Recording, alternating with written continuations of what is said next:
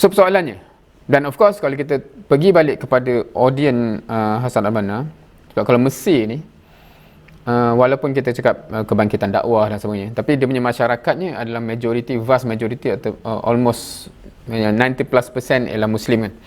So audiennya adalah Muslim. So bila kita kata apa naraci kita dalam konteks itu, of course semua akan agree Quran lah naraci kita. Quran naraci kita. So soalan selanjutnya, kalau kita dah agree, okay, kita sama-sama agree ya. Dan of course kalau audien kita Muslim, dia tak akan disagree lah. Betul kan? Kita situ, kita punya naraci kita Quran. So soalan seterusnya ialah, adakah kaum muslimin telah melaksanakan kandungan Al-Quran? Itu soalan yang perlu dijawab lah. Dan kemudiannya, adakah telah menerapkan setiap tindakan dalam hidup dia? So maksudnya, dah melaksanakan kandungan Quran dalam hidup ke belum? Dan Al-Banna sebut, kalaulah dah, Alhamdulillah kita dah settle lah.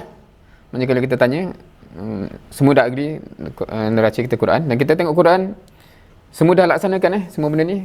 Kalau masyarakat kita kata semua dah, Alhamdulillah lah, memang masyarakat kita dah akhlaknya Quran, so dah tak ada isu lah kan. Tapi kalau kita kata tak, belum, ataupun apatah lagi kalau jauh lagi, maka tugas kita apa?